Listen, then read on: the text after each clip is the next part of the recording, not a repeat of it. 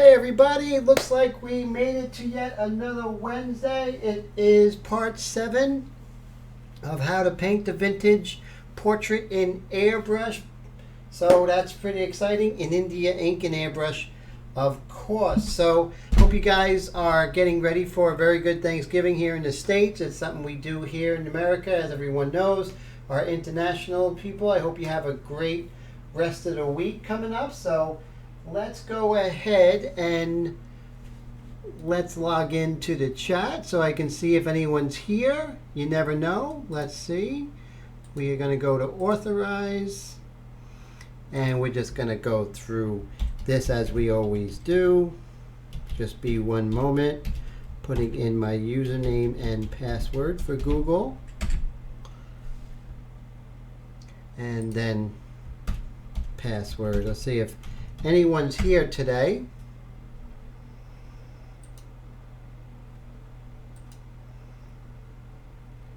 Okay, so looking right now, I don't see anybody. That's okay, no big deal. The show goes on whether someone is here or someone isn't here.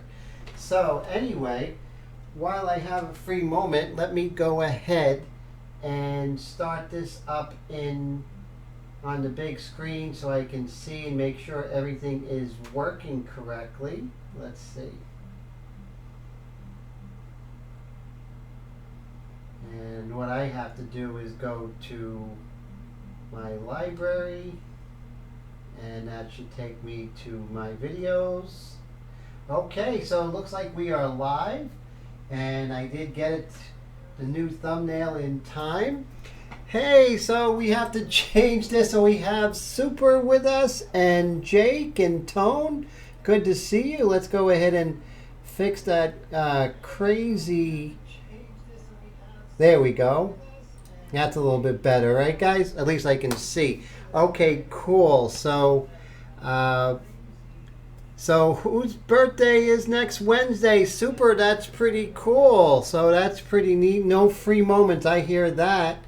So let me go ahead and lower this. So on my big screen, I see that everything's looking pretty good with the picture quality and the sound. So I'm pretty happy with that. Let's double check on the focus, because I was working on something different earlier. And I am going to focus this. There we go. Okay, so we are in good shape with that. So glad Jake's here, Tone and Super. And Willie, good to see you. So that's pretty cool. So now I'm looking at the people that are in the contest. And hey, Letitia, good to see you. How are you? So these are the people who are in the contest who actually went ahead and commented on last week's video for the Super Black India ink. So let's go to this screen here. So basically we have Arnold, and it's written right, but Super Sicko.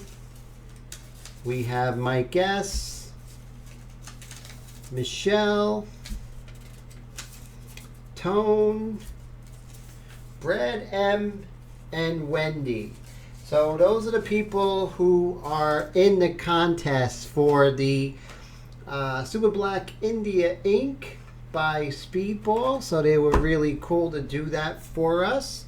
So let's come over here. So what I'm going to do is I'm going to get a hat.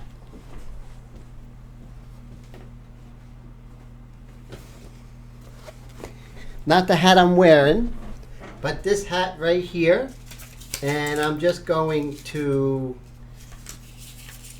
put them all in this hat here.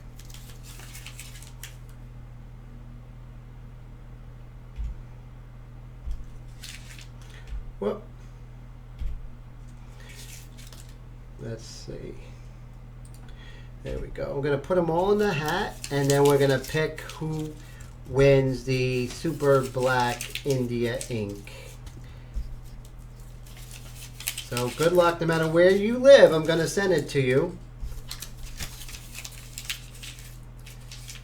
So this is extra good for those who, don't live, live in that area where the Super Black India ink is not readily available. Okay, whoop. Okay, here we go. So you see I'm not looking. Look at that. Okay, and let's see. So the winner is, let's take a look. This is exciting. So you're going to see who the winner is. Tone, you won. So that's cool. So Tone, you win the Super Black India ink, which is pretty exciting. So we'll get this out to you. You're not too far from me. I'll send this to you on Fridays. Looks like you probably will get it on Saturday, I think. Saturday or Monday. So that's pretty cool. So really, really, really cool. Okay. All right. So let's see. We are in business now. Getting back to, hey Alden, good to see you. How's it going? So now what we're doing is we have the medium mixture in here, and I'm just going to work on some of the darker areas today, and and maybe even work out some of the dark in here. Now before I do that, let me show you what I was working on. Let's see. So it's good to see you, Willie. So when I did these little patterns here, textural patterns, I actually did something different. I used a Staedtler electric eraser, and that eraser worked real wonders. I mean, really was able to get the little variations of texture. Now, I have two of these. I have this one as well. I don't know. This one just didn't seem to have enough torque, but the Staedtler actually did. So that was really cool. So as you can see, it does leave a little bit. Now what I did is I went ahead and got the texture. Now I'm not a photorealist. I'm not going to sit there and I'm just going to get an impression of the texture. I'm not going to go too crazy. Oh, thank you, Tone. I appreciate that. So I'm excited. We're going to have another giveaway. What I'm going to do is I am going to do something extremely exciting for you guys. Not this week, but in next week we're going to basically have a contest where someone could win one of my pieces. So that would be pretty cool. It's something I haven't done yet. So I think that's going to be pretty exciting. So as you can see, I went ahead and did the texture, but now there is variation of value. So, with the medium mixture, of course, I'm using the Badger Extreme Patriot Arrow. So now I'm just going to dust in that texture. I still want what's underneath, but what I'm going to do is I'm just going to increase my distance. So I'm just darkening the values, but not changing the texture. That's very important.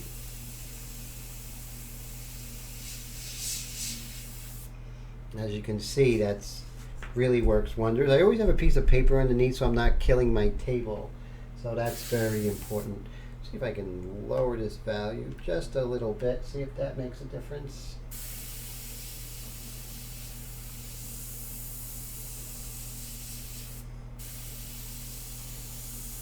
So there is like little pleats, I guess, in her dress, and we want to make sure that we go ahead and indicate that, if nothing else.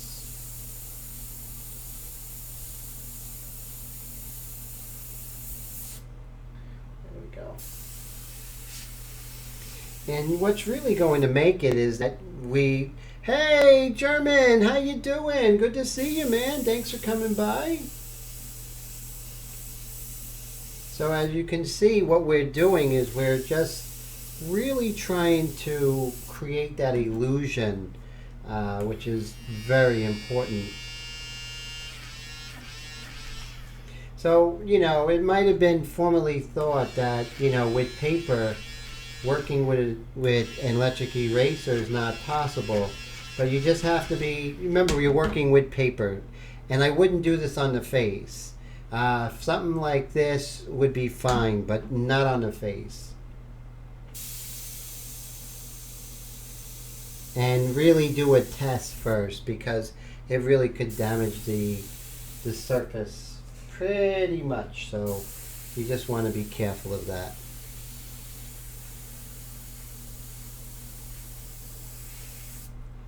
Over here we have a little bit of texture right over here.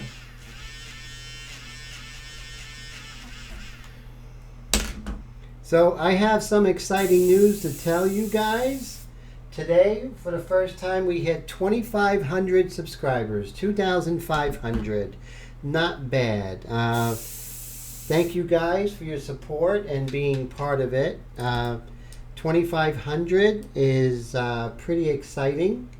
And that means my next milestone is going to be 10,000 subscribers. So that's going to be amazing. So 2,500 subscribers today. Thank you so much, Jake. I appreciate that, man. Thank you. So yeah, it's been a long, hard road, and it's still going, and I'm still gonna keep it going, and we're going to really do some great things for those who. Thank you so much, Tone. We're really gonna do some great things for you guys. The loyal ones, Letitia and Michelle and Wendy and everyone. We want to do some things that are real. I want to do something that are really special.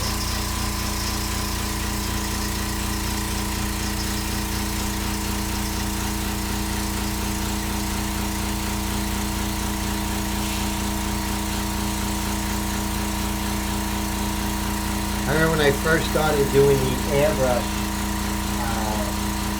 live streams back in, when did I start doing the airbrush live streams? In January of 2017. I had like 600 subscribers, and and I just started it and didn't know what was going to happen, or whether or not I was going to be whether I was going to be consistent, because a lot of times I've lacked consistency. But I have been consistent since then. So that's going on 3 years, which is pretty exciting. At least one video a week for 3 years. So I'm really happy about that. Thank you so much, Letitia. I appreciate that. That is so cool. Oh, I appreciate it. Thank you. So, monetarily it's been a bust. But the best things in life are not, monetarily, successful. So, I don't really care about that. I hope that gets better, of course, but right now it has to be a labor of love. So it looks like I'm out of medium mixture. So what I'm going to do is we'll just calm down with that right now. Let's see if we can go ahead with our mono eraser to 0. This is the round. And see if we can just maybe work on a little bit. And I know this is not exactly the exciting stuff, but I think this is important, like how to handle something like this texture, right? I mean, that's pretty scary. So I think it's good to touch on this for a little bit. And even though I don't see it, I'm just going to indicate some little texture here. Nothing too crazy, but still indicate it so it looks like, it's not just stopping, that it's sort of easing into the darkest darks, as her dress turns away from the light. Yes, yes, Jake, exactly. We just got to do it for the fun, and hopefully the money will come. But your main motivation has to be that you enjoy it. That's the most important thing. So as you can see, we're just going to just pull up some of the detail of her chest there. So I think that gives more volume so you know what's happening. Uh, oh, thanks, man. I appreciate that, Tone. Yes, so stuff like doing this little values here and handling this is really good, Tone, because that's the stuff you don't get to see too often. So as you can see, we have a really nice feeling of this dress. I'm not here to do every little value and everything, but what I'm doing is just giving an indication of that. We're in the last stages of this portrait. This is so cool. Uh, we have been getting pretty far with this, and actually, this took 7. That's pretty funny. Seven episodes. That's the record. I don't think any of them hit 7. So what I'm going to do is I'm just going to go ahead and take my medium mixture over here. You never want to put, over your artwork. So just take my medium mixture, put it in here. With these ink mixtures that I have, it's pretty fast going from one value to another.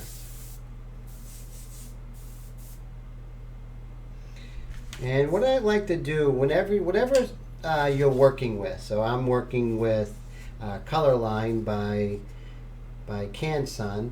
I like to test on the same paper, make sure that everything is good, that everything looks fine, that sort of thing. So you see I have that right there.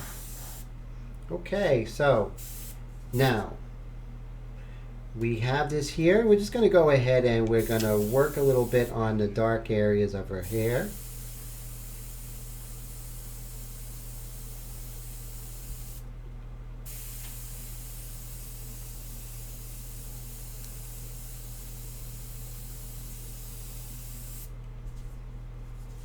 So right now, guys, on USAAirbrushSupply.com, if you need needles or anything, there's a really good code. It's called Holiday 2019. That gives you 25% off. And that, I don't get anything for that. That's just you guys getting 25% off. So USAAirSupply.com, USAAirbrushSupply.com, 25% off. So definitely look into that.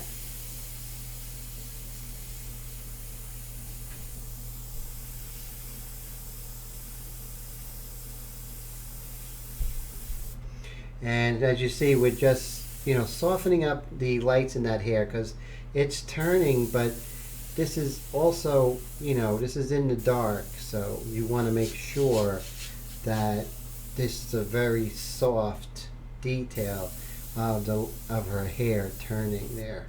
So that's very important.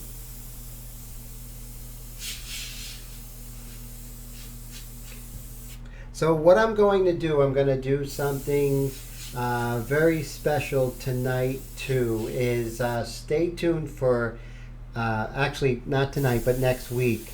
We're going to have another giveaway next week. So I definitely want you to stay tuned for that.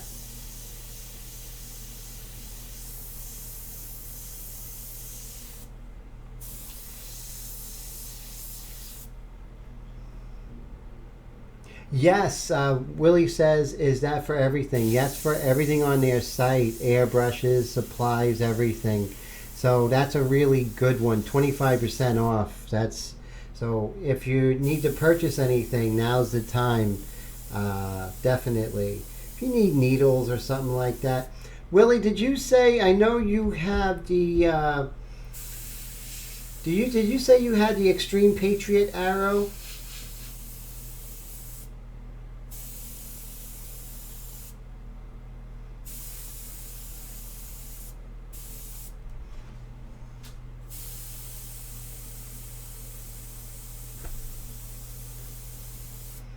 I know I keep hitting it's really funny. I keep hitting this camera and you can see that little shake with the bill of this hat. Goes to show you I'm not used to painting with the hat. It's not a bad hair day or anything. I just wanted to wear a hat. Okay, so what we're going to do is, okay, so you have the Extreme Patriot arrow. Very cool. So one of the things I want you to try now, do you have this needle right here, the black one at the end? Is that correct? Now, what I would, this is, if you have the Extreme Patriot arrow, this is going to be a Tim hack, okay? So, you know, whenever you do something like this, it's, you know, it is definitely, you take the risk. This is working for me, and I could have picked a better hat. Definitely this season, my friend. Falcons are doing terrible. So I agree. Okay, so what we're going to do is we're going to go on over to USAairbrushsupply.com right here. So what I want you to do is go to Shop, go to Replacement Parts, and I want you to go ahead and go to Sotar Replacement Parts. So I want you to go ahead, if you can, purchase this needle, the 124. If you put that in your needle, if you do that needle in your airbrush, what happens is that this sticks out a little further. This sticks out just a little bit further, this needle here, and so you get even more detail. So I want you to give that a try. So go ahead. Those who are lucky enough to have the Extreme Patriot arrow, I want you to go ahead and try that. That's a Tim hack. Okay, so going back to the portrait here.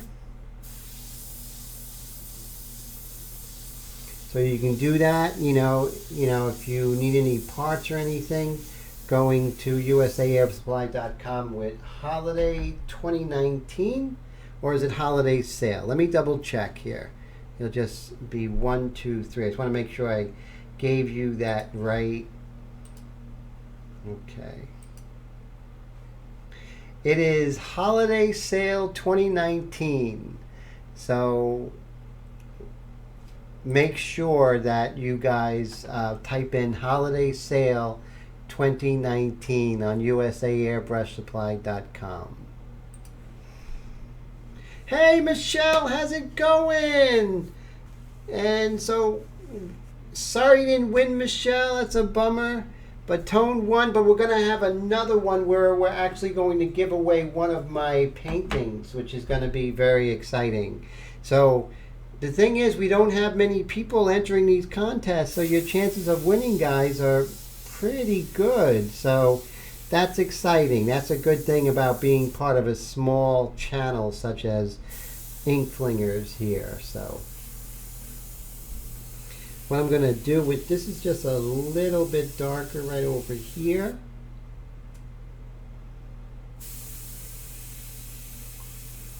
So what we're looking at now is just some of the variations in value here and there. Hey Michelle.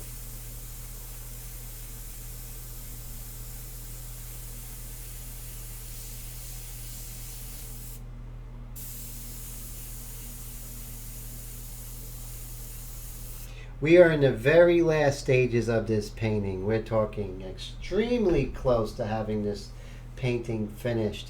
We are almost getting into the part where we're going to put in a lot of detail and stuff. We started with the white pastel a little bit last week, I think. But let's go ahead and do something a little avant-garde. Is we're going to take our... It's going to see how this works. But you see, we're able to do some really nice detail. It's good thing I have these gloves. So Let me see if I can just blow this up a little bit for you guys. Oh, fantastic. Yes, free is definitely the best price ever, Michelle. That's for sure. So what we're going to do is we're just going to take this electric eraser, and we're just going to be very fast and sort of move it like that. And you see we can just do the slightest of hairs, and it really does work. So let's go a little bit higher. See if we can. We don't want to go crazy, just, you know, very light little little messy hairs here and there.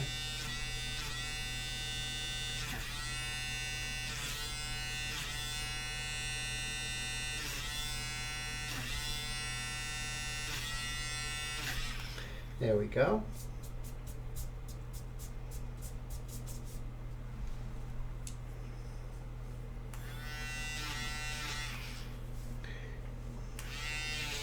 I only recommend this if you're doing, let's say, you know, fabric or hair. Never use this on skin.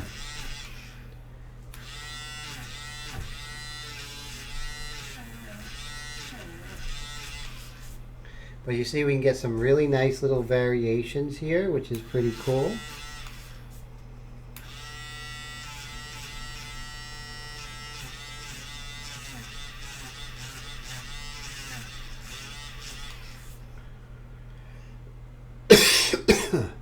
Excuse me. And as you can see at this stage we have basically no pencil lines whatsoever. And then what we can do is perhaps we can take this aggressive eraser and see if we can do any of the loose hairs here and there, if that's a little bit more effective.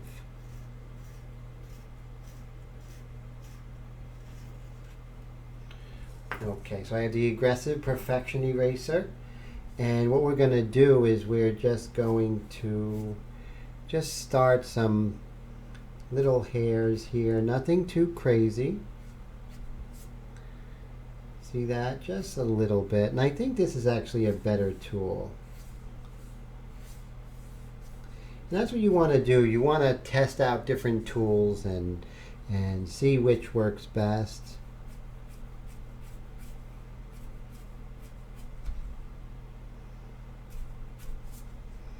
See, just some hairs here and there, nothing too crazy. You don't want to go too much where you're getting rid of the shapes that you already established. But as you can see, we really is helping, and also sort of calms down, integrates some of these shapes of the hair into the background. There we go. Just sort of flick that in.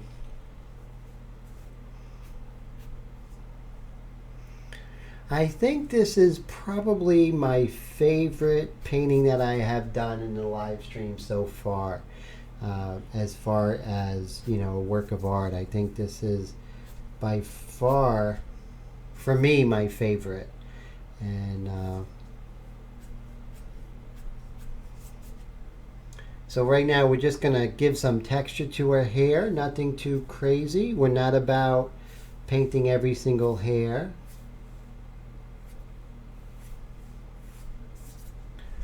But you see we have a lot going on here, so we want to make sure that we indicate that. But not to the point where I kind of see on this one it's kind of light, but I do like this dark hair mass. It gives interest and sort of anchors this side of the face. So that's my decision there. So that's the kind of thing, is I don't just copy the photo.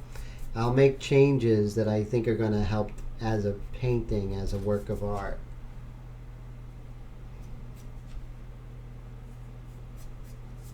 Now remember, we have the white underneath, so if I was going to go ahead and do some erasing here, I would actually lose the white that we did in the very first stage, remember, with the white mixture?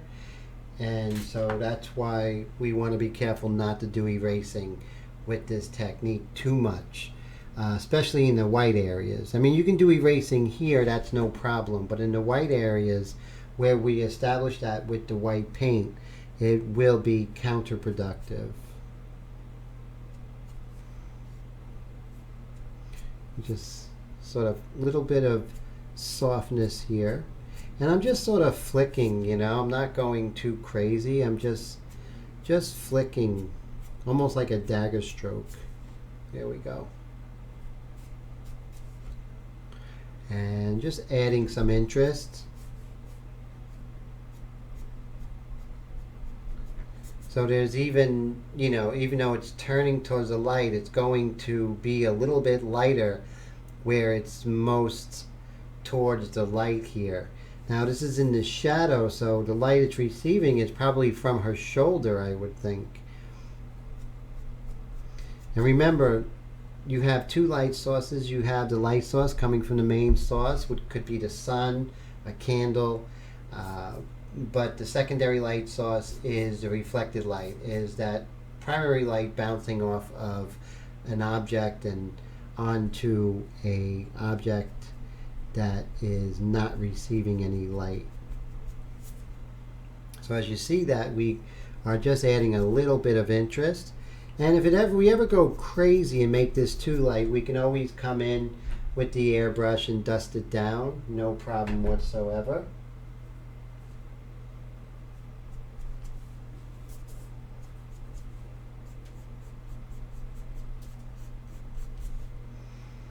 There we go. Now, this is kind of interesting. At this stage of the game, it's, you know, it's kind of figuring out what needs to be done. That's important. So I still have this eraser here. Where else can I make some really good changes? So what we're going to do is we're just going to blow up in her eye region here, and we're going to see what can we do to make her eyebrows a little bit more realistic. So, you know, hairs are coming in and out, so we can actually pull out some of those negative spaces.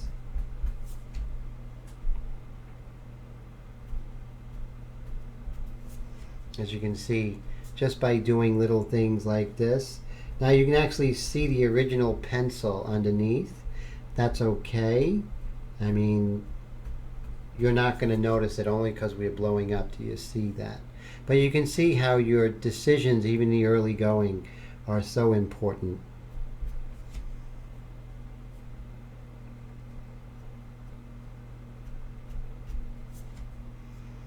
So what we're going to do now is we are going to, let's try using our, now I said not in the face, but I consider the eyebrows hair. So let's see.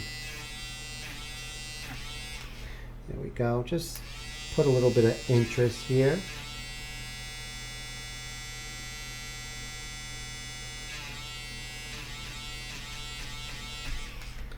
Just a little bit of interest. I don't think that worked as well, and I think using the aggressive eraser is definitely much more successful at that. So let's take our medium mixture, and yeah, I think the medium mixture will be fine. Maybe we'll try the light mixture. So let's see about that. We'll go back to our light mixture. Where is it? Here we go. Just going to do some quick brush techniques with our rigger brush. Now all the products that I used today are in the description field, and you can purchase them via Amazon. The airbrush, you have a USAairbrushsupply.com. You can purchase this airbrush with them, and so that's cool. And Willie says, Tim, have you ever used a brush on the end of the eraser? Sometimes, you know, Usually when I'm, doing a lot of pencil work, Willie, I'll use this little brush, but not too often. You're right, when I have my gloves, my hand seems to be pretty good. And so that's a good question. Okay, so now we're going to go back to her eyebrow here.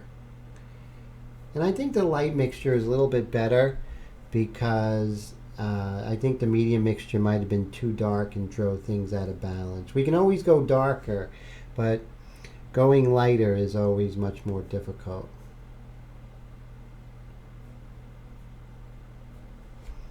So you see, we just got to stagger those eyebrow hairs a little bit.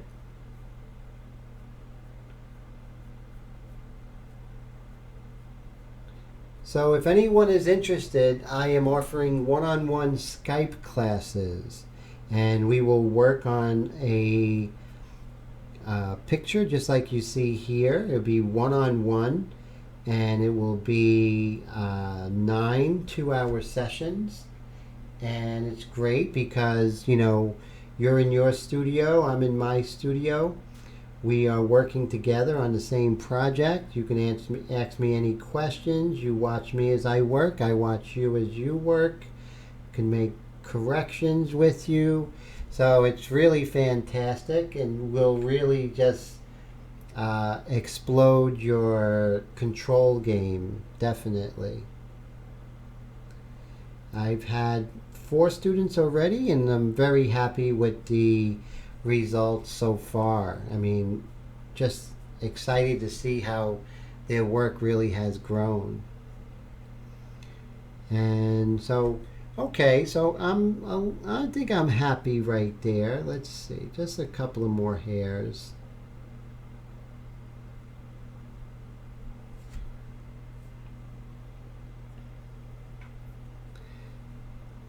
Right here. Not too keen on this hair right there.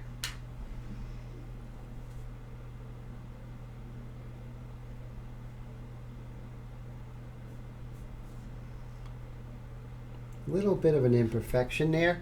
Now the trick is not to worry about that. I'm going to dust that in a little bit and we'll calm that down. So let's go on over, let that dry, and go over here and see how we can work out this eyebrow.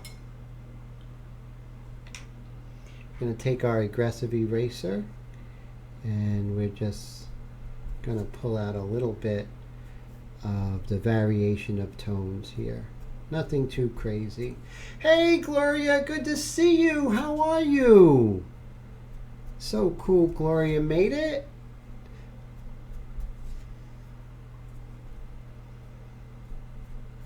Let's see. And a little bit lighter over here on the edge there. We're going to put that in. And so let's go back to this eyebrow here. And as you can see, we can hardly see that. But what I like to do is just dust that over. That little variation there. There we go.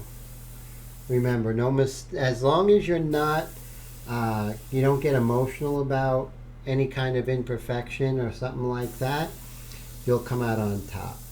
So the best thing to do is just wait a second and assess the situation and then go back in. So as you can see, we successfully took care of that.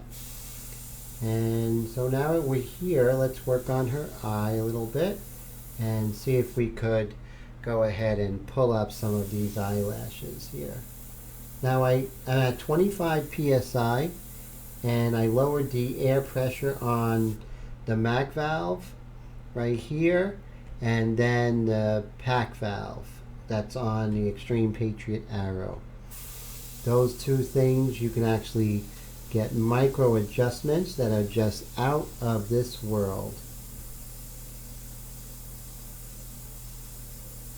So as you can see, we really can get in there and go back to her eyelashes. Now eyelashes are very rarely what you would think eyelashes. When someone's starting out, they're going to have all these little lines that are curly and parallel to each other in equidistance. That's not the way eyelashes. This is a very beautiful woman, glamorous, but you can see how irregular her eyelashes are. Little dagger strokes right here.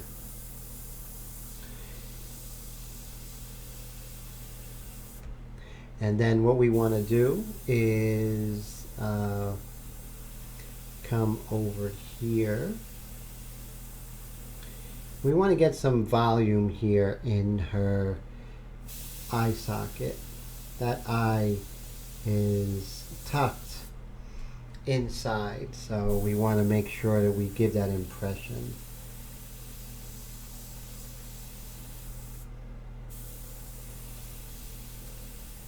Okay, so remember what we do on this side, we always got to do on the other side.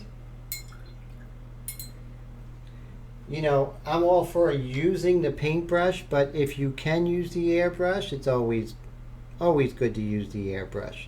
So let's go back here, and we're going to work on some detail here. Now, her pupil is a little bit bigger. Her pupil. So with the medium mixture, it's not our dark accents, but we can get darker because it's transparent. As you go over it several times, it's going to get darker. But we're going to do our dark accents pretty soon. Remember the 1 second rule.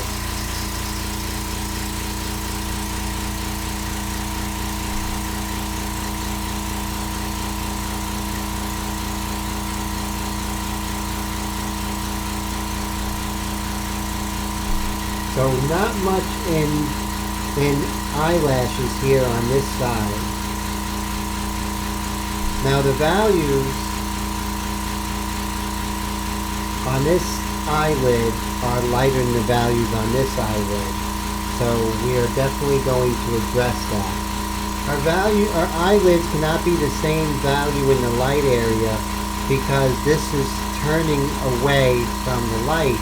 So we have to make sure that we pay attention to what the larger shapes are doing. Let me zoom out and I'll explain that to you. So the first shape that we really are looking at is the largest shape of her skull and this sort of oval. So if this was an egg, you can see how this part of the egg is light, and then it turns away from the light. Turns this way away from the light, turns this way away from the light. So with that being said, the light on this eyelid cannot be as powerful, cannot be the same as the light here. This is weaker because it's turning away from, yes, my compressor, definitely, I have killed it, but in the market for a new compressor pretty soon. It just seems to be getting louder. I think it has to do with some of the pieces loosening up. I do about 8 hours a day. Lately and soon it's gonna be a little bit more, so we're gonna be a little bit busier, hopefully, so that's good. So actually going back, so the light on this eyelid has to be more powerful than the light here. So let's go back and I'll explain that for you again. So what we're going to do is we're going to take this and we're going to make the light more powerful on this side. And we're also going to start with some of the pastel. So you see that's not good. Okay. All right, so we have our pastel right here. And we're going to deposit some pastel on there. And we're going to use our tortilla or stump. And what we're going to do is we're going to intensify the light here, because this is facing the light source pretty strongly. But on this eye, no, because it's turning away. I'm going to have to come back in with the airbrush to work on some of the particulars with her eyelashes. So you see how that's important. Same thing here. There's an intensity of light.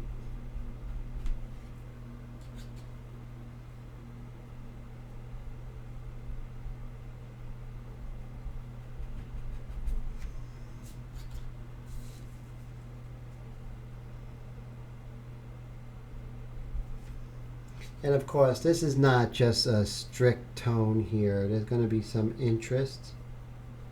So I'm just going to scumble a little translucency in that light.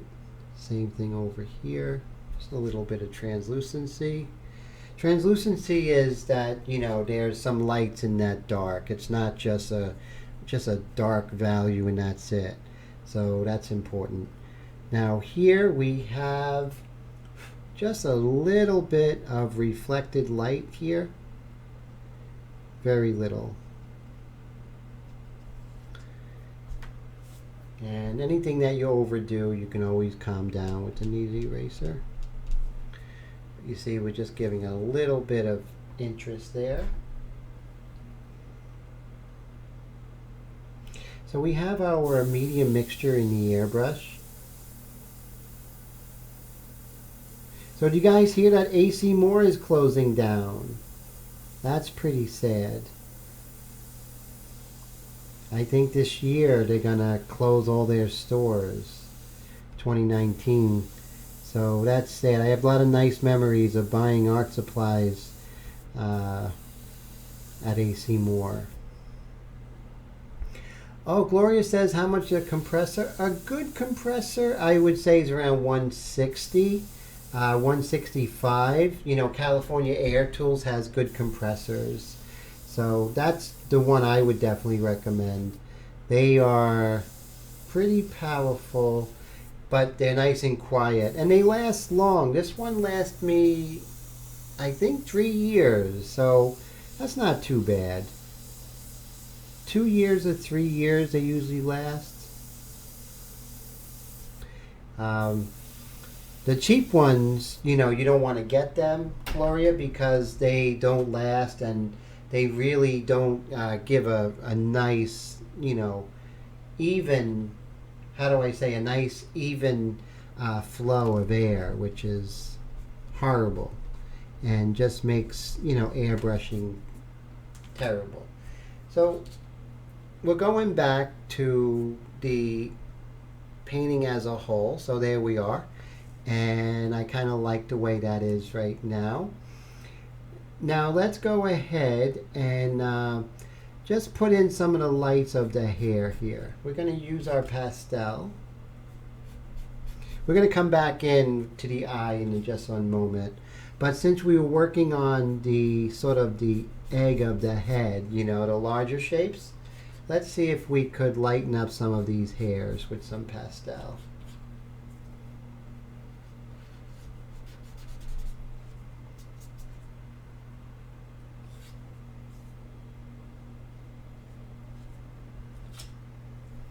Really want to have a feeling of light hitting this part of her hair a little bit more.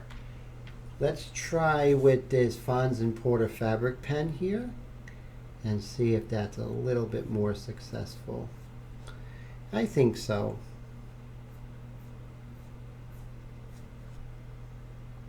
Just a little bit more.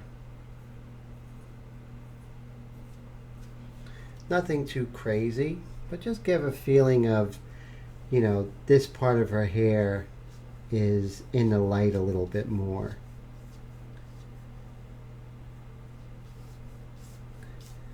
There we go.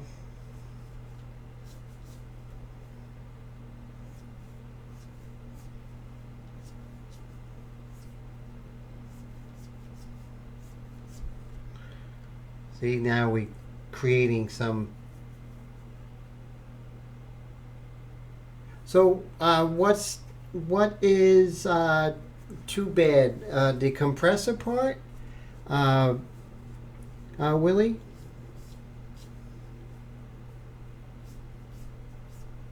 That I kill compressors? So you see, I'm just giving a little bit of interest to her hair here. If anything seems out of balance, I'll either go ahead and try and give it balance, or I'll just tap it away a little bit with the white pastel. Oh, AC Moore, it really is. It's just, you know, I think Michaels is gobbling him up, a lot of them. Not a big fan of Michaels since I worked for them for a week, and they wanted me to basically unload trucks for 8 hours. That was, so not a big fan of Michaels. So I would rather have Michaels gone out of business than AC Moore. I do like Hobby Lobby, so if you guys can support them, I think that's a good thing. Okay, so let's go ahead and work on the other eye. So right now you can see we sort of established this eye right here. And let's see if we could establish the second eye a little bit better.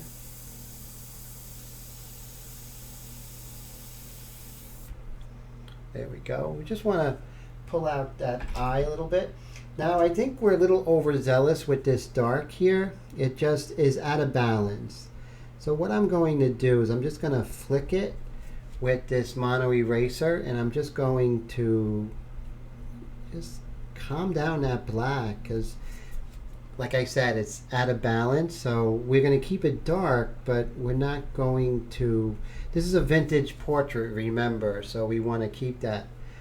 Brad says, hey Brad, how you doing? Yes, Hobby Lobby, but they don't, oh, they don't ship to Canada. That's a bummer. Oh man.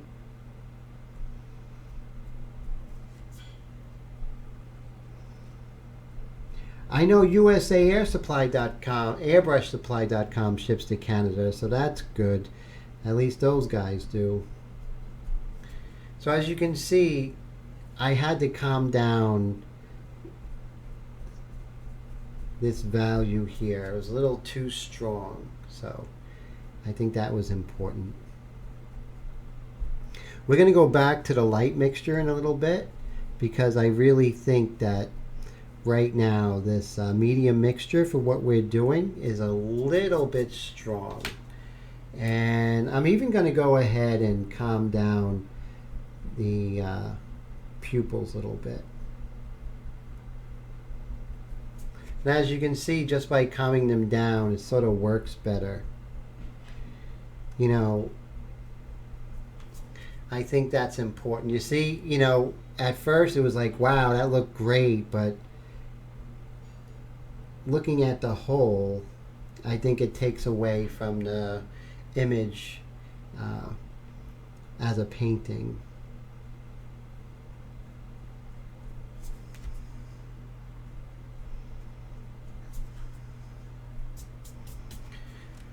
Okay, so as you can see, I think that looks pretty good, but we need to calm down the whites of the eyes. They're a little strong because there's a lot going on in the whites of the eyes. Remember, everything is being affected by that light, just like a ball, right? A ball is being affected by the sun, and a pebble and a mountain, everything is being affected by the sun. So looking at the reference, if we go ahead and look at the eye here, you can see that it's not white. And if I go ahead and now you can see that there's a lot of grays happening in here. Only this part of it is really white. All this is really gray on this side. So let's go ahead and work on that together. So we're going to move her over. So I'm going to go ahead and dump out my medium mixture. Now when you are going from light to dark in the mixtures, it's no problem. But when you're going from dark to light, you definitely want to wash out your airbrush. So what I'm going to do is I'm just going to spray through after I empty it out, and that's going to get rid of any other color, the darker color that's in there that's going to affect it. Then I'm going to take my rag, as you can see, and I'm just going to get rid of the darker color because that's going to contaminate the lighter color. So now I'm going to take my light mixture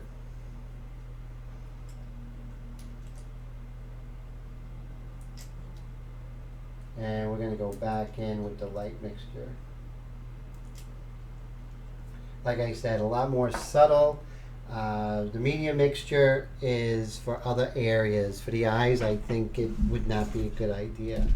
So let's go ahead and test it out first. Okay, I'm happy with it. And so whenever you are going and changing the color or anything like that, you never want to, your first sprays never want to be on your artwork, because if they are, if you have a blowout, the needle's not all the way up, there could be a disaster, and you don't want that to happen. So right now what we're going to do, there goes my keyboard. So what we're going to do is we are going to sort of turn the eyeball a little bit.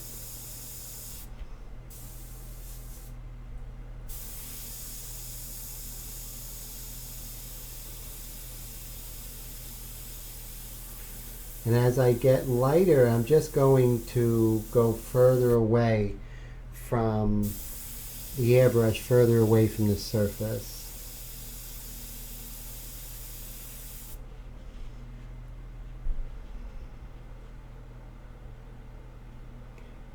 Hey Mike, how you doing? How's everything? Good to see you.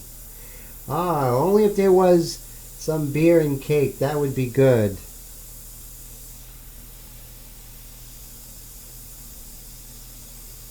So as you can see, with the white, we have a lot more control with the light mixture, I should say.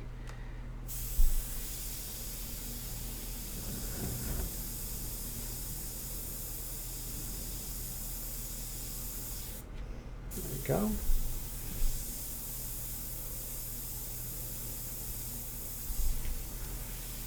Everything is being affected by the light.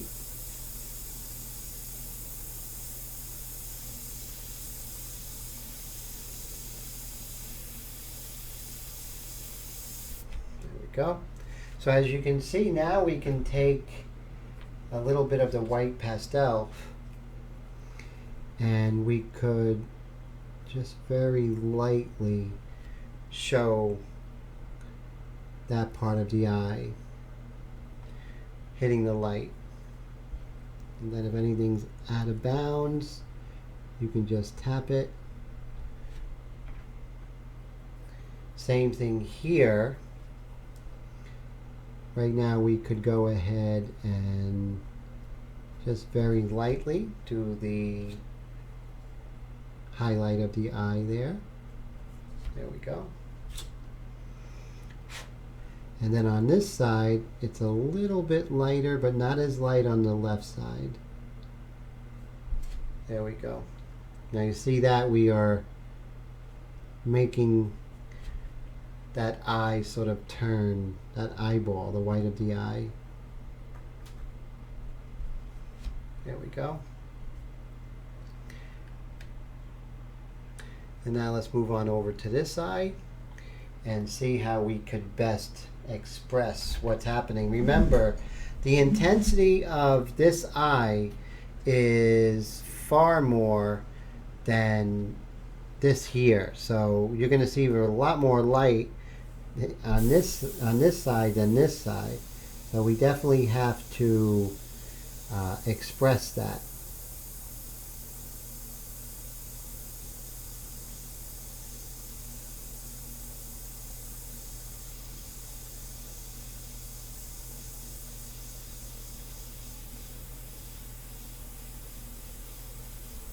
Go.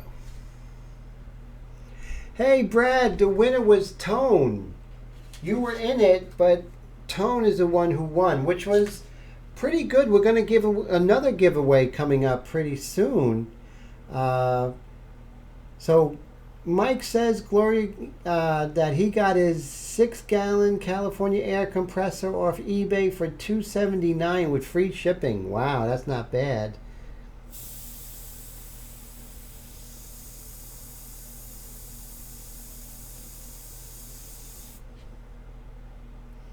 Oh, it was, yes. So definitely it was Tone that was the winner, which is very cool. So congratulations again, Tone. So we're going to have an artwork giveaway next week. So definitely stay tuned for that. That's exciting.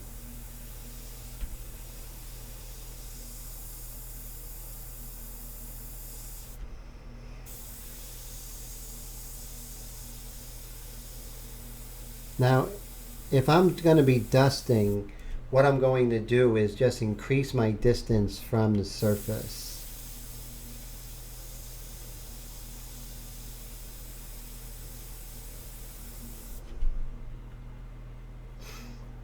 Now there are some eyelashes here.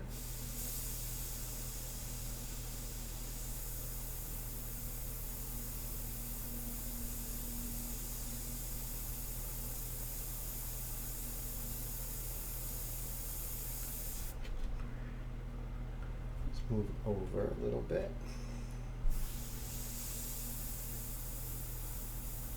Reestablish some of these eyelashes here.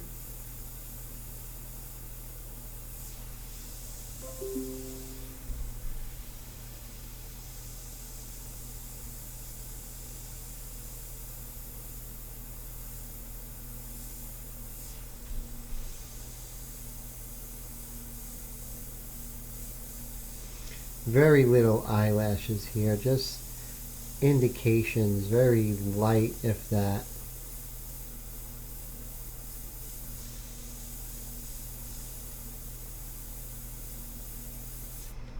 There we go.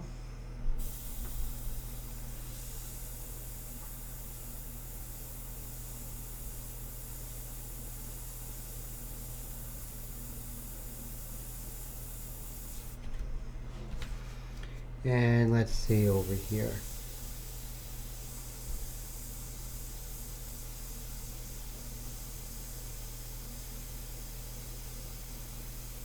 In this very later stages, you're making, larger decisions that affect the whole, and let's see. So that's very important. So remember, you're making larger decisions.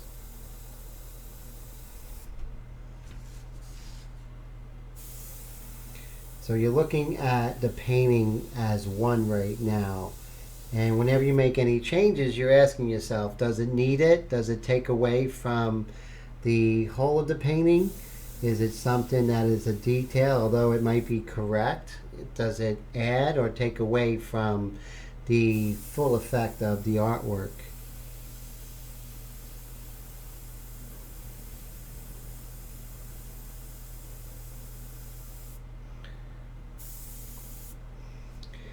Now, I do see over here, I might be able to get a little bit more of her iris, just a little bit.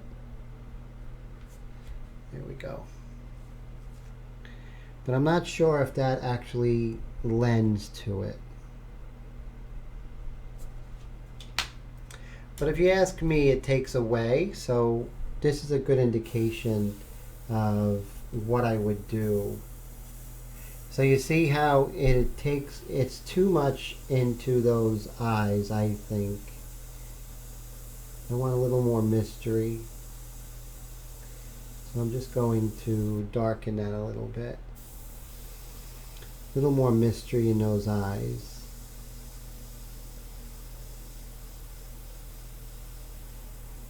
Just darken a little bit.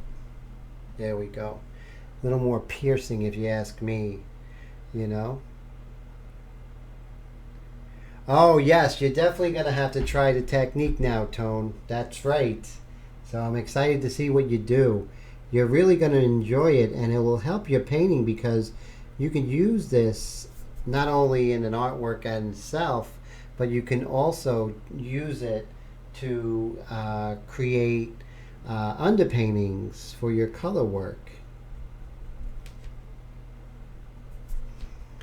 So you see, by darkening those eyes, I think it really lends to a little bit more mystery, I feel. There we go. So now, so we're getting to the point where we have like another 50 minutes or so with this. So this is where you would make your minor decisions, things that would be good to do. So we're going to take our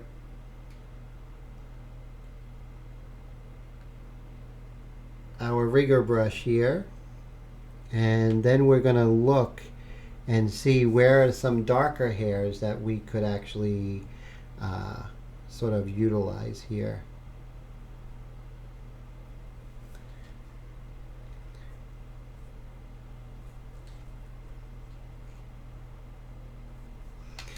And I think we're probably going to we're going to try using the dark mixture, see if that helps, okay?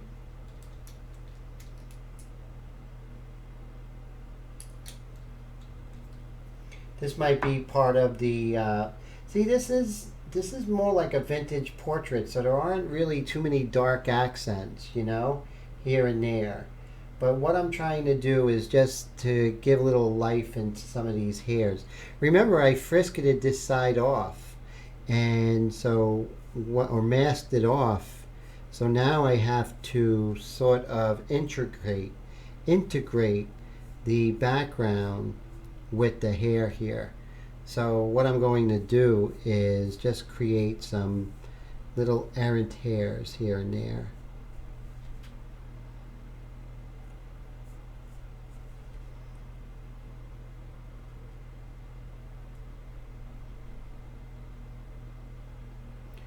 And let's see. Hey Heath, how's it going? Good to see you. So glad you made it.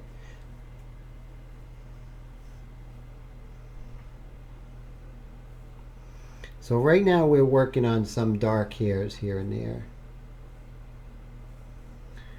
Just integrate the hair into the background.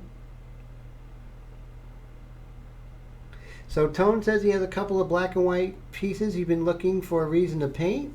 Nice. So that's great.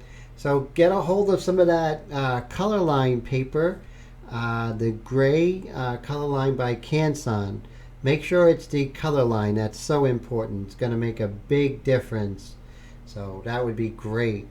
And I know you're going to do some great things with it. So I'm excited. Just some hairs here and there. Let's lighten it up just a little bit. There we go. So right here we'll just do a little hair coming out there. Maybe some dark accents here. We are using the dark paint here, dark ink.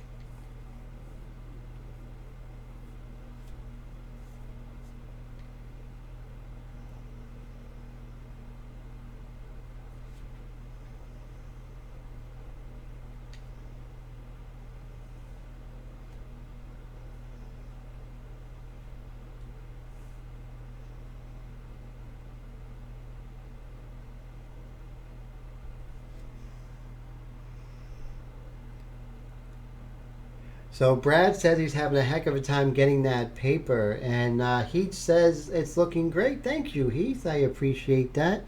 Yeah, we're going to work on getting that to you. We'll see what we can do, definitely. We'll definitely try and get that paper to you.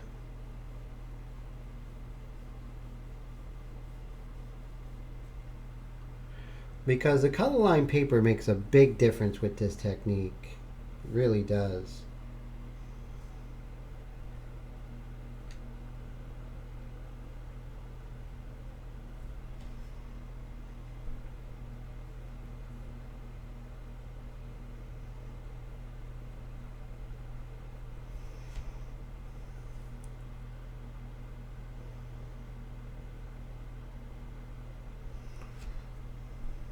Nothing too crazy with the, just, since I have the medium dark mixture here, let's just do a little accent there on the eyelashes.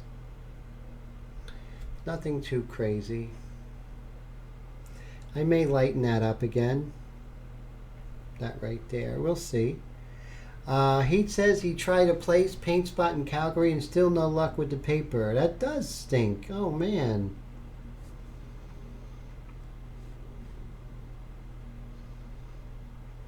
So those who have just tuned in, earlier today I hit 2,500 subscribers on this channel, and so it's a big day. You only hit 25 once, 2,500. So as subscribers, I was saying to someone over the weekend, 2,500 subscribers isn't a lot, but put them all in a room, and that's a lot. So that's how I look at it. So as you can see, we're really getting a nice sort of glow about her, and so that's really good. Thank you, Gloria. I appreciate that so much. Gloria, you've seen when I only had, actually, you know me when I started it, when I first moved to Little Ferry. That's when I started this YouTube channel. So you remember when I had no subscribers.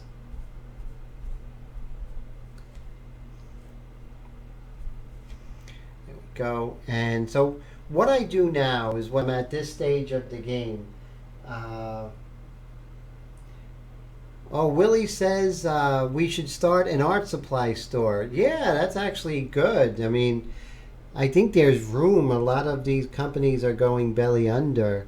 I miss the old art supply stores, little mom and pop shops that they used to frame your work as well, but they had all the art supplies. And so I remember when I was a kid, we're talking like 15 years old, and I had a little job at the butcher shop around the corner from my house in New York City. And I would take whatever I made and go to this little art shop, this art store, up the couple of streets up on Steinway Street. And I would buy all these books on how to do oil painting, how to draw in perspective, anatomy, stuff like that. So at 14, 15 years old, I was giving myself an art education, but it was great. But they don't have that.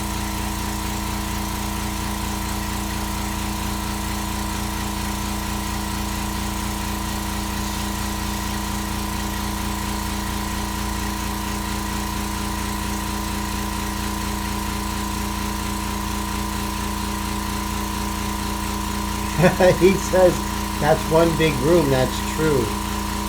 That's the place he tried, Brad said, about something else. So Brad was mentioning about his comment about trying to get the color line in Canada.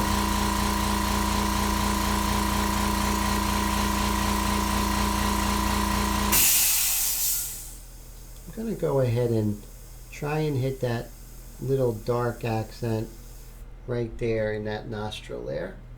Paint spot, yes. Willie says he has one near him and he loves it. Nothing like an independent little store.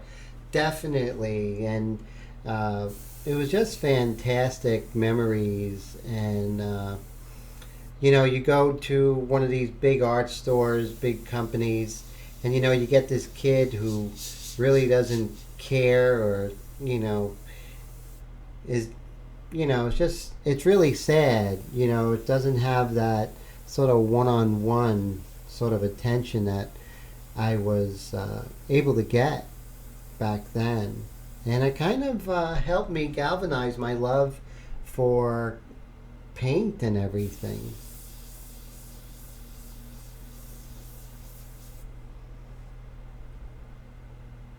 So Brad says he's going to call them in a few days and ask them to... Sometimes you have to, right?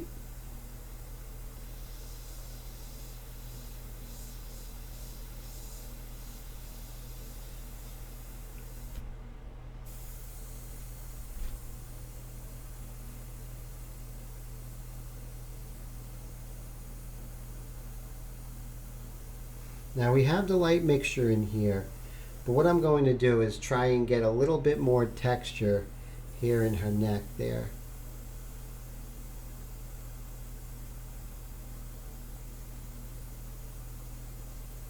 There we go.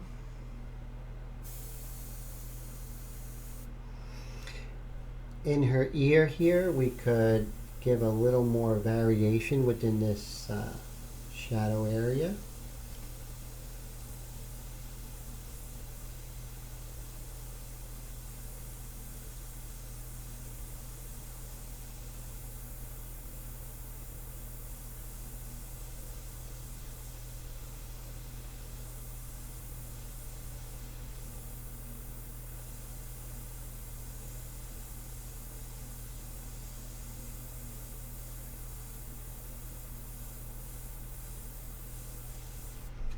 There we go, just a little more interest there.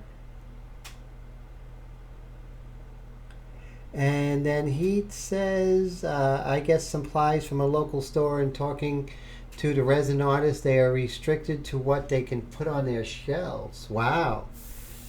That's interesting. Restricted. Is that like tariffs or something like that? Or some reasons why they're restricted? I don't think that's cool.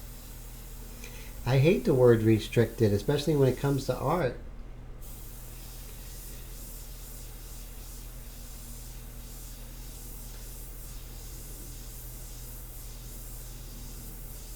Little bits, little tiny little hairs coming down here.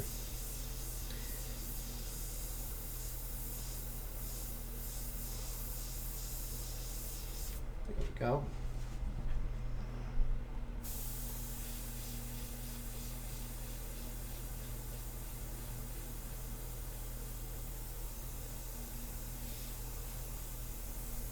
Okay, now we did have little indications over here. Gets a little darker on this side. There we go, because that's turning away. You see how that eye socket is turning away.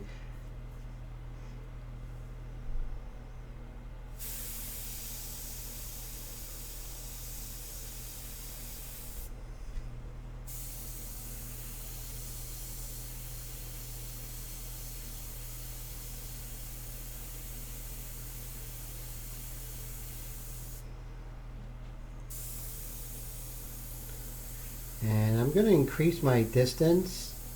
I just want to soften this up a little bit.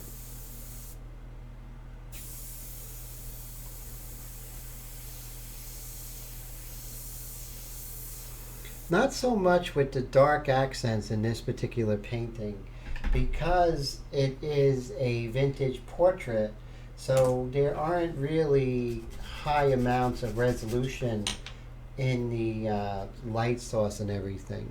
It's pretty soft.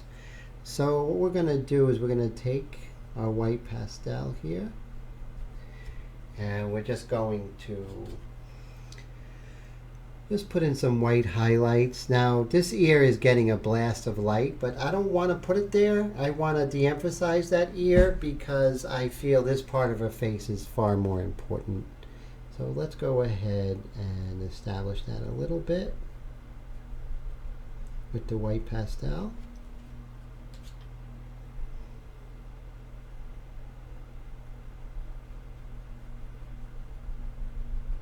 There we go.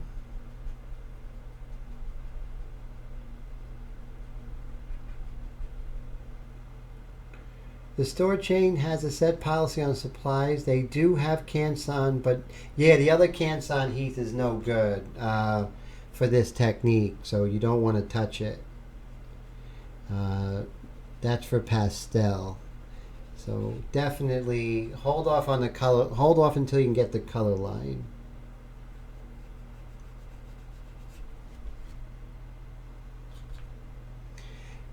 This is a great time to intensify the light to really give a better sense of this young lady in three-dimensional space.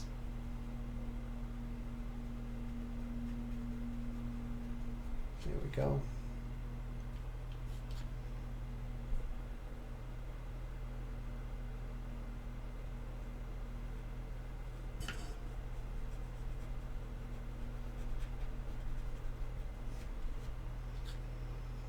Then see over here, it's getting a blast of light right here.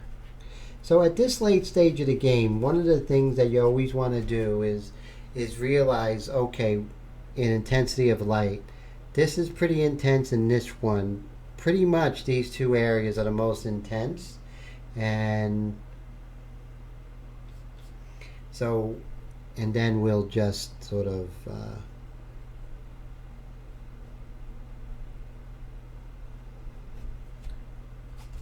pull up that intensity there. So we are getting into the end of this one, which is exciting, and tomorrow is Thanksgiving here in the States.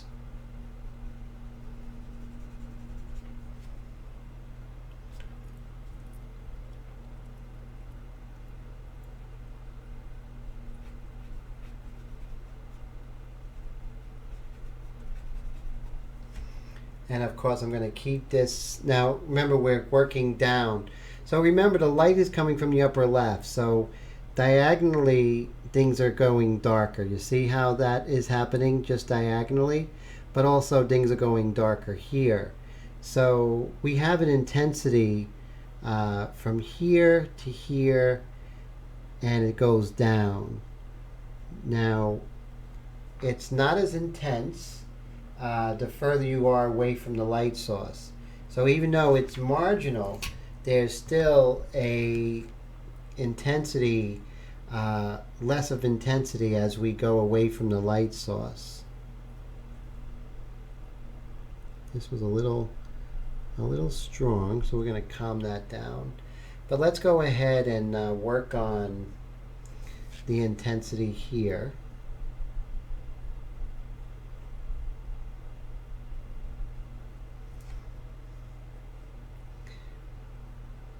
We got a little triangle of intense light right here. There we go. So a little, there we go.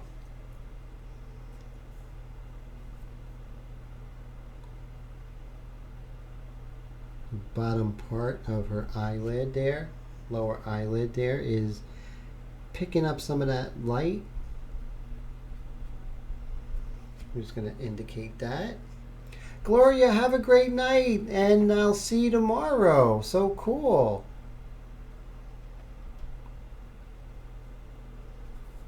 Happy Thanksgiving.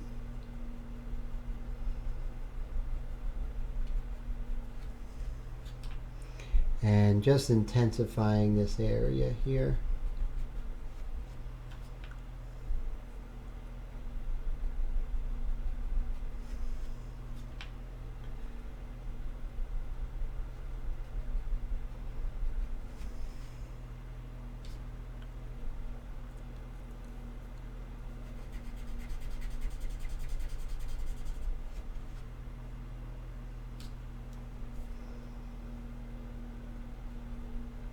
So as you can see, we can use the white pastel to sort of hit some of those negative spaces in her eyelash there.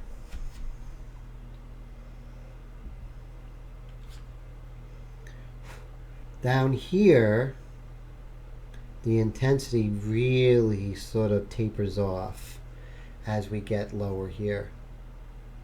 Hey Heath, have a great night, my friend.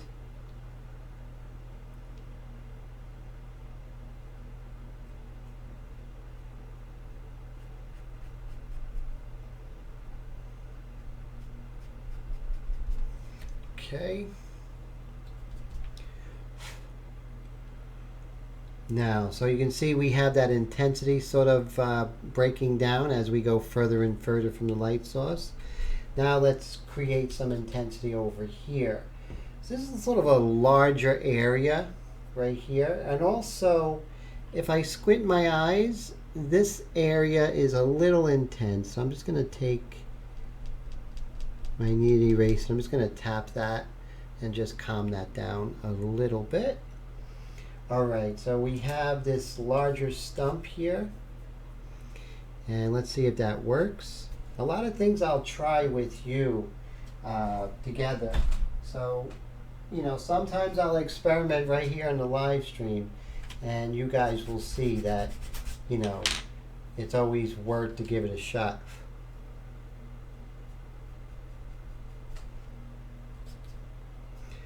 Intensity right here. This is our most intense area, I think, of light.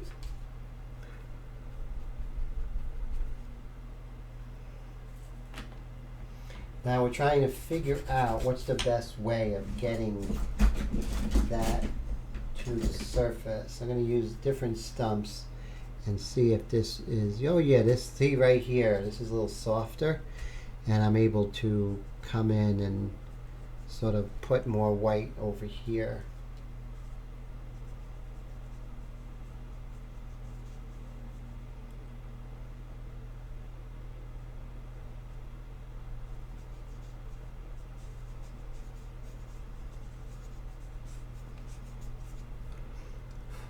Now, if you're doing this and you're unable to, if you're unable to do this and you go into color, then you're not going to see the intensity here. And that's why I always recommend working in black and white for a very long time before you start painting in color, because you have to see the black and white clear first. That's important. Crucial. And that's why, you know, taking my, taking my online Skype workshop is really going to help you and set you on a path where you can explore black and white to the point is when you are working in color, it's really going to help your color work. The reference pick is lighter. Nope, that definitely is lighter. I decided to go more intense, with the reference. So, we always make that decision. At least we want to make that decision on whether we're going to, change things up for the reason of art. It's not a commission, so I'm actually a lot more liberal with my decisions.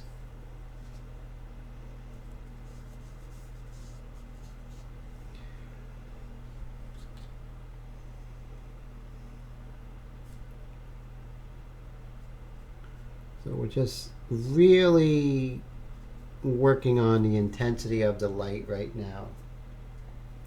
And like I said, anytime you get a little errant, little applications, you can always calm that down.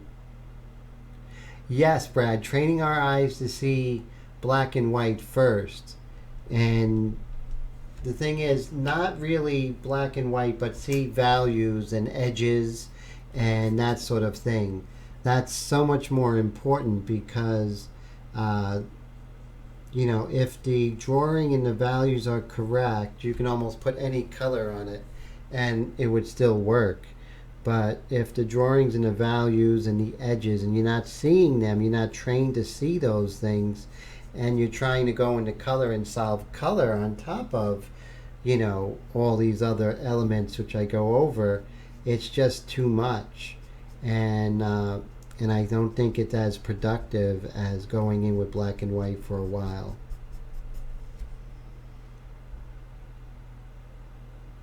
Oh, definitely. No, this is definitely lighter than what I did, but that was definitely a conscious effort because of what I want to express. So right here, we're going to just intensify this light. So I want you to see how the highlight is intense, more intense than that. Reason is, this is on the shadow side. It's not receiving as much light. The value ranges in the shadow are always much closer. Now I'm going to show you what I mean by much closer. I thought I lost this, but I did find it today.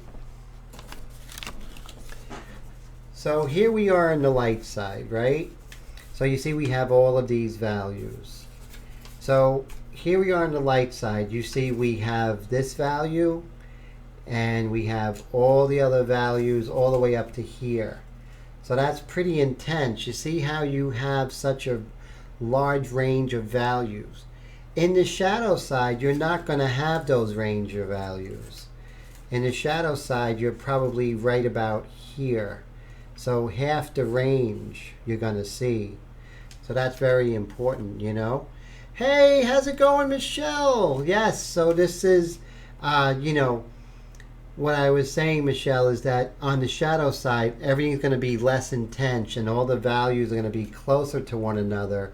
There's going to be detail, but they're going to be more like whispers, and here are going to be more like shouts. So I hope that helps. So, and that's why I couldn't make the highlight as bright as here, because this is getting much more light than over here. So that's so important. Not only is it important for what you see, but also important for giving a sense of light and dark and space and atmosphere, and those things are so important. So now I'm going to go ahead and we're just going to very lightly put in some of the highlights in her lip there.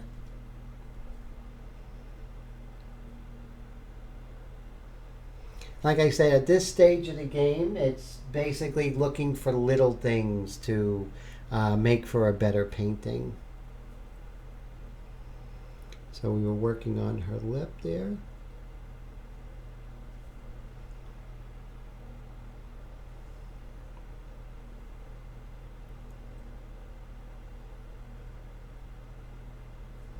Now I don't want to lose any of the wonderful drama.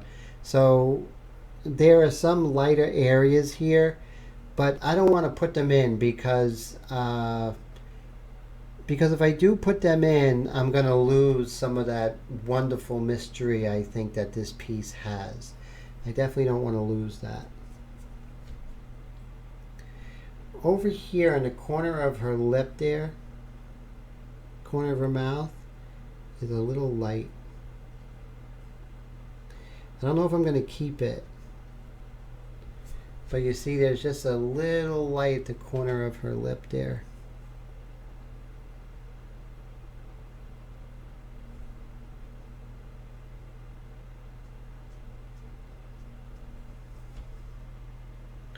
Yeah, I think so. I think that works.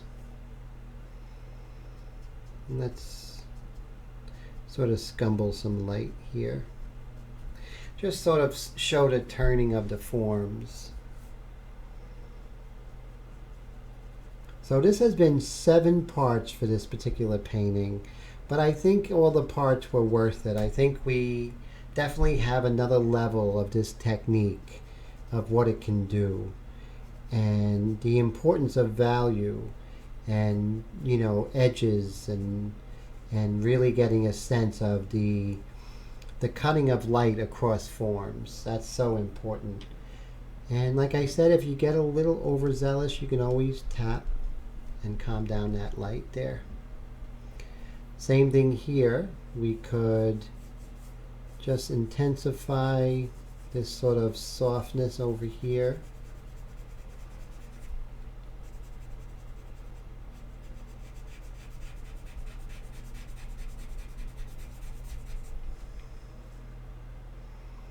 And what we also do by doing that is we can describe her cheekbone a little bit.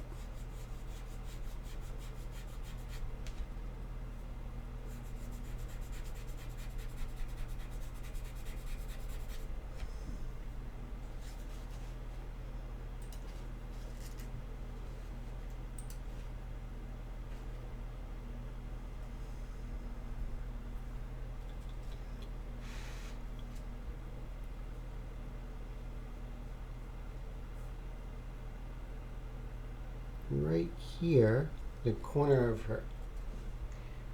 her eye here is catching a little bit. Go.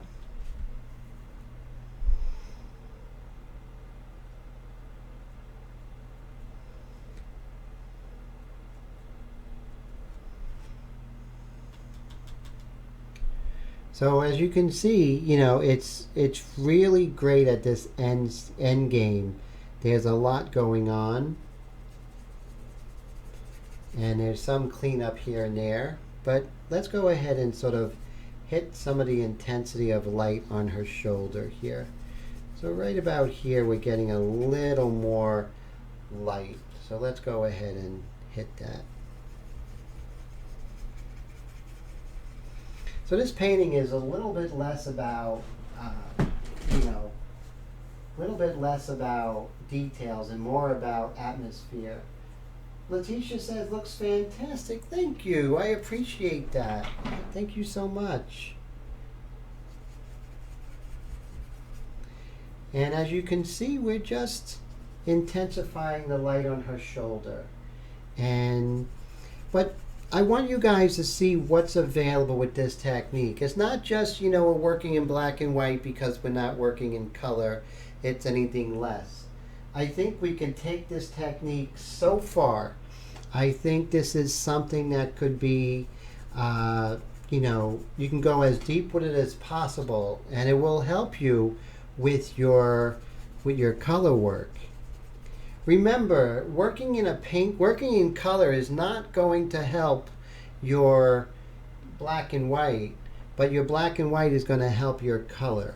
And I'll stand by that 100 times because, in here you're working on line and form and value and drawing and everything.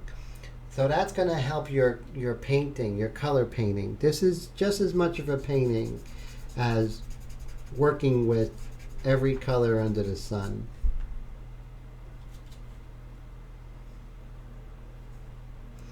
And as far as intensity and interest, I don't think this is second to a color piece, in my opinion. Angra, Sean Augusta Dominique Angra said that drawing contains everything except the hue. It has line, it has value, it has edges, everything. And what's left? Just a little bit of scumbling of color. So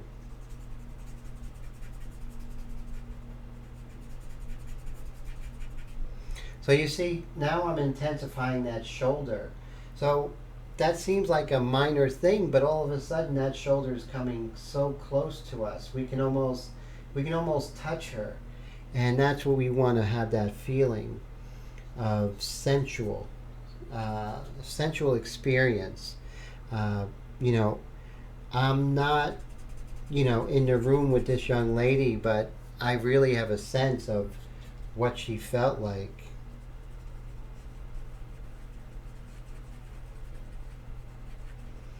And how do I have a sense? Because I'm reading the light. And the light's going to tell you all those things.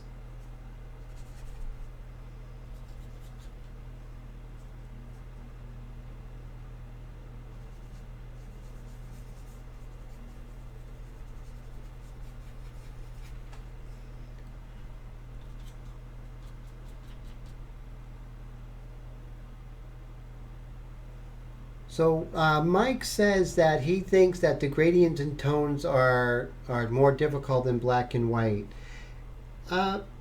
It can be sometimes. I think when it's in color, Mike, it's just then the added pressure of trying to find the right hue and everything like that, and the intensity of the color. I think in black and white it simplifies things a little bit, which I like and I think is great. So if you can, try and do just as much black and white as you do in color. That's what I would definitely recommend. If someone was my student, I would recommend doing black and white more than color.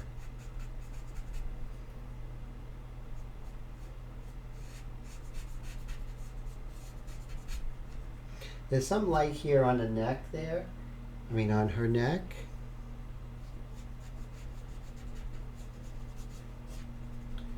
It's all about, the love of the sensation of sight.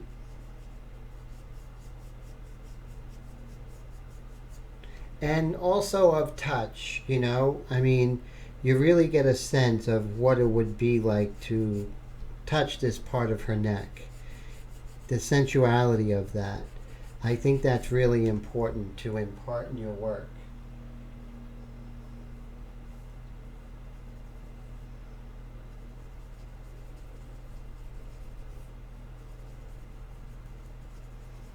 So I'm just going to scumble some light here in her neck because there's a little bit of soft light there. Her neck is turning very gradually. So I want to get rid of that harshness of the neck turning from the light to the dark. It's going to be a little more gradual.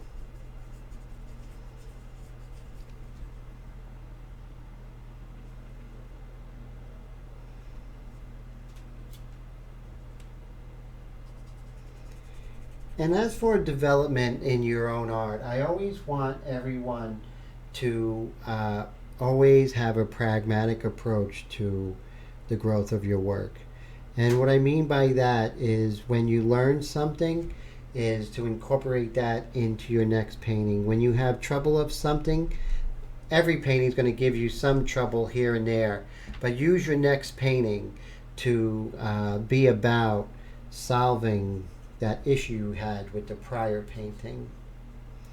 And that's sort of a pragmatic linear approach to getting better. And by getting better, just having better vocabulary visually and technically to express what you want. And that is, for me, that is about light and how light hits form, and also how, painting you can experience, what it would be like to touch what you're painting. And you almost have to be there in a sense, mentally and emotionally to really capture that. I mean, I love photography and I love photographers and I think they're doing great things. But I think that's something that a painter has over them.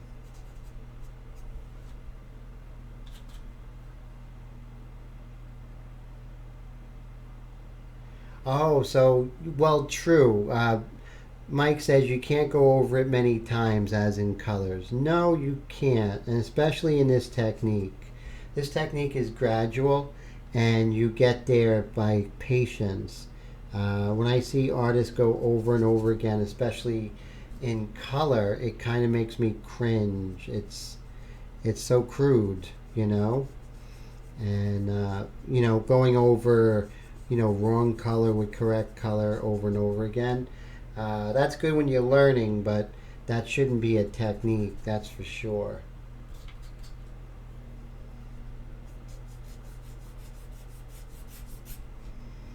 So, things are working out with this painting, but remember, it all started with week 1.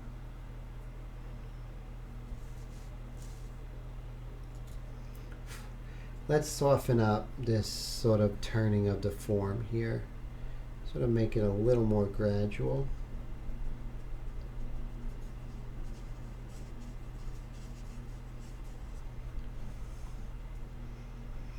There are no points for doing everything in airbrush.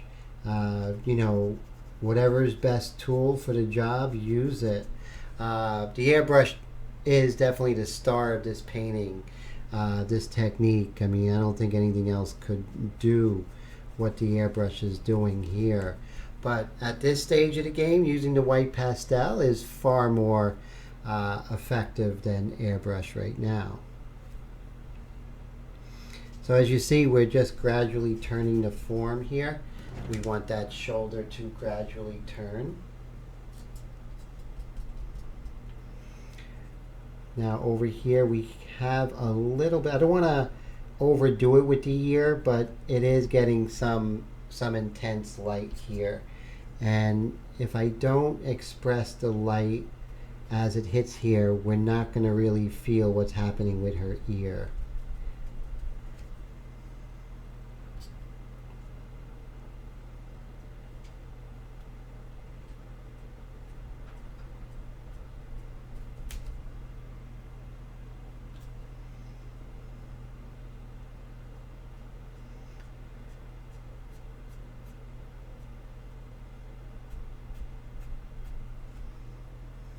Let's just hit some intensity right here.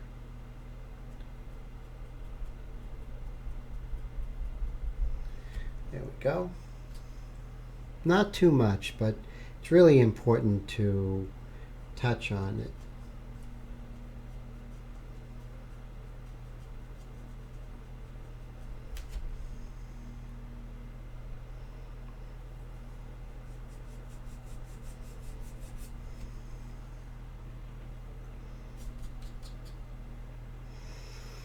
Over here, we're getting a little bit. We'll use this stump because it wasn't really pulling as much white pastel. But we are getting a little bit of reflected light on this side here.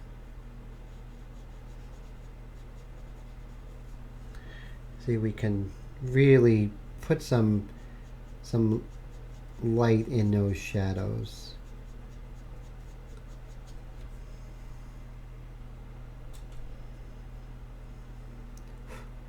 There's a little bit of interest right over here.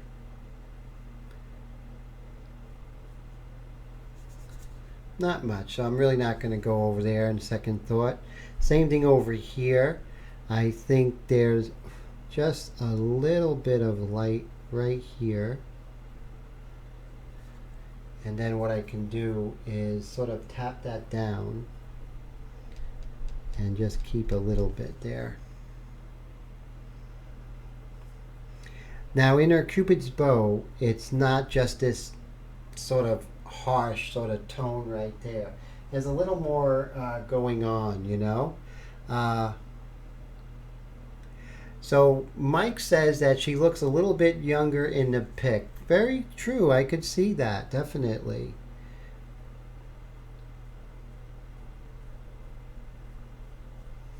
Definitely could see that. And so what I'm going to do is we are going to take our white here and work on our Cupid's bow just a little bit.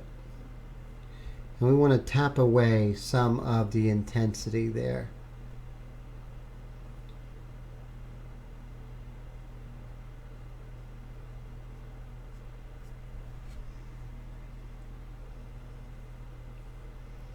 Just a little bit on the corner. It's really important to do the 1 second rule here.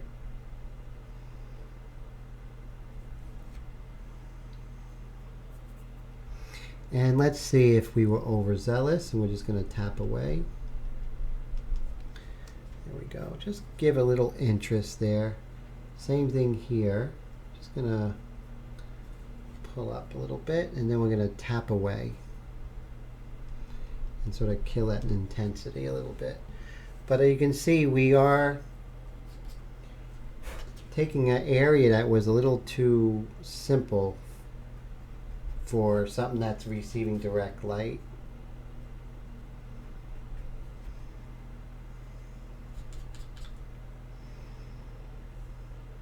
And that's the beautiful thing when you're doing portraits that, you know, aren't of a famous person, and you are, you know, not a famous person, it's not a commission. So you're sort of free to worry about whether or not it looks like them. You can make better decisions about a painting and not worrying about whether it looks like that person, which is cool. As in earlier today, you can see a lot of decisions I made that were not exactly what she looks like, but I was looking for, you know, something a little more complex than just trying to get the likeness.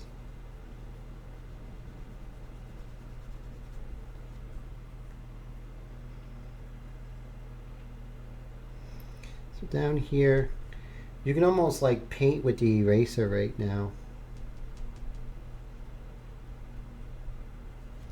There we go.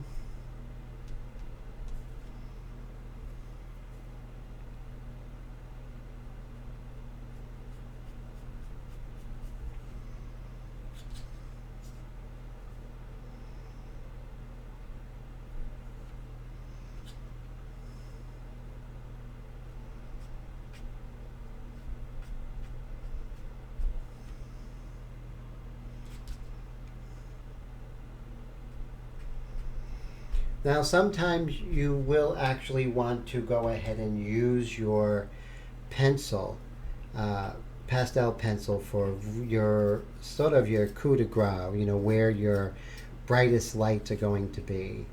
And so what I'm going to do is that's going to be right here on this nose, on her nose. It's a little intense right there.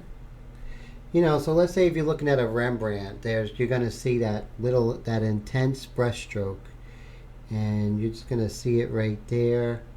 Maybe you'll see it right here. Just some intensity that I think really helps to sort of give that sort of exclamation point or period at the end of the sentence, at the end of the book.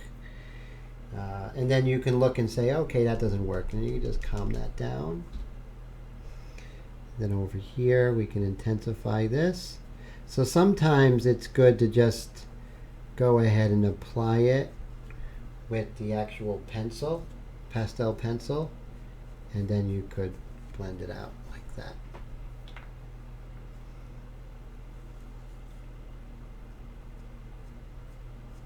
Remember, I've been painting in pastel since the 80s. So, you know, my knowledge of pastel is a real advantage with this technique, because I know how to manipulate pastel to get exactly what I'm looking for at the end.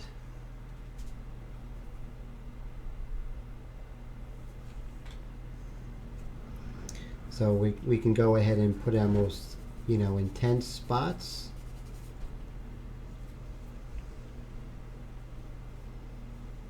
And we can lightly sort of blend that in. Most intense spot right here. Most intense because it's facing the light source most directly. Not necessarily the closest, but most directly. Oh, Willie says, looks wonderful, Tim. It's his favorite part. Thanks, Willie. I appreciate it. Thanks for sticking by with this one. 7 parts, right? That was a long one. So you see how we're going to really intensify that light right there. And we're going to lightly, ever so lightly, we are going to blend that in.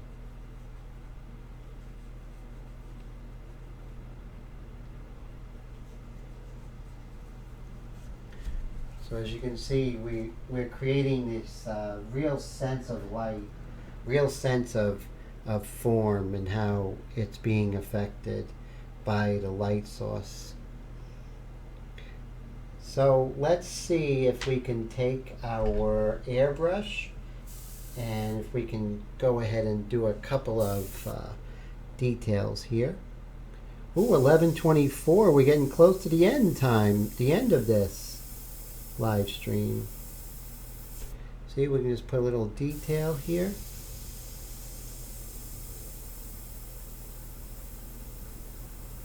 There we go.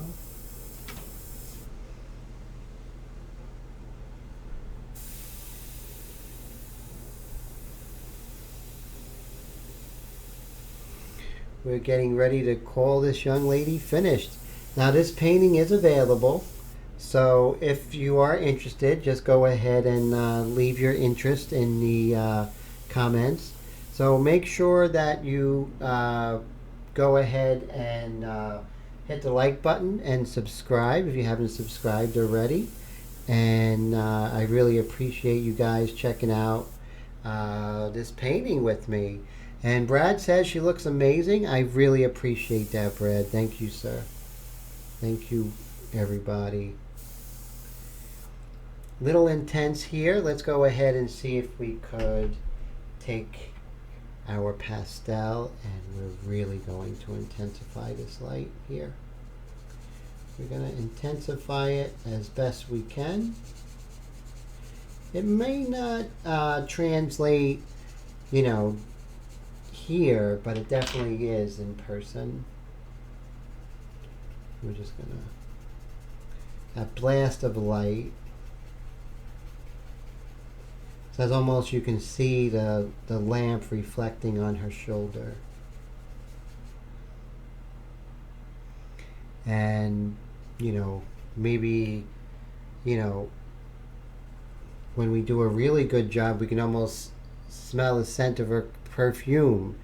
I think that's the kind of realism that we want to get, you know. But I don't think that works when you're doing photorealism.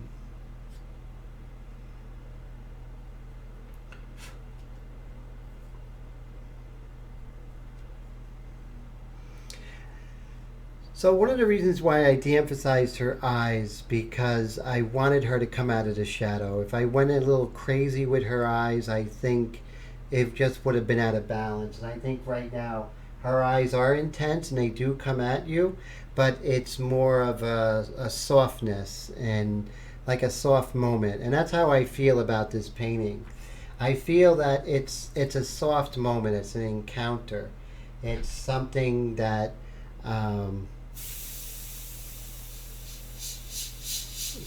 maybe somebody will look at this painting maybe 100 years from now, and they'll just stop and get mesmerized by.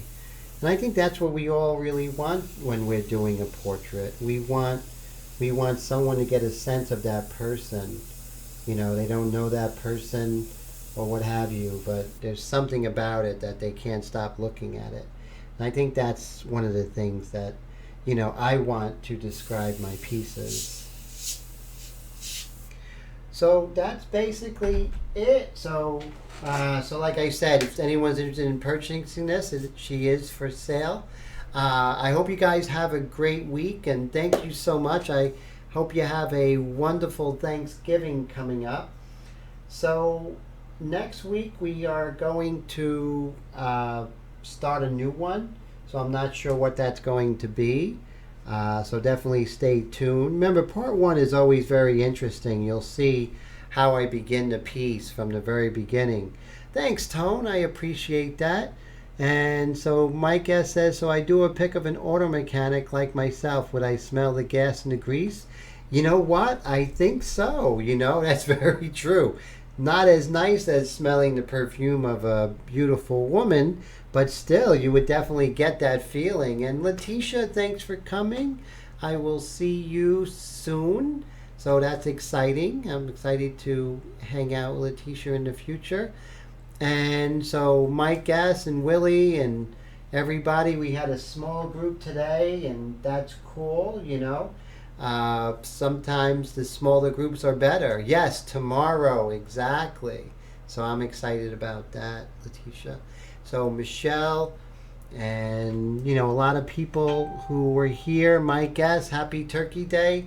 So thank you again, guys, and I hope you guys have a great week. Remember, I'll leave this up on my YouTube channel for another 2 weeks, so you get to see it. And once again, don't forget to hit the like button and subscribe. I hope you have a great holiday weekend, guys. Yeah, no Wendy, Willie. I don't know. I hope she's okay. I'm going to check on her. I know her son had surgery successfully, but I'm sure she's taking care of him as he gets better. So thanks, Willie. Take care, guys. See you later. Congrats, Tone.